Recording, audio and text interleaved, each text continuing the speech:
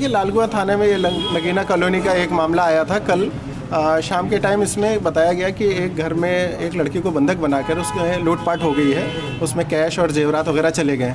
इस विषय को हमने बड़ा गंभीरता से लिया। तत्काल हमने 3 टीमें बनाई और लोकल में पूछताछ करी, अपने मुखबिर भी मामूर किए और एसओजी वगैरह का जो है सर्विलेंस सेक्शन है उसको हमने सक्रिय किया।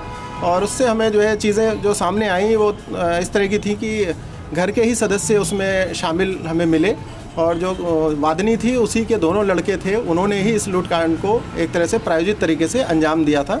और जब पूरी तफ्तीश करी तो उसमें पता लगा कि उनके घर में कल कोई था नहीं। उस दौरान जो अकेली लड़की थी उसके कोई परिचित कोई लड़का घर पे आया था। जब उसी दौरान उसके भाई लोग जब घर में पहुंच गए तो उनके साथ विवाद हुआ, उनका लड़का तो भाग गया, लेकिन फिर इस लूट कांड को उन्होंने पूरी तरह से प्रायोजित किया।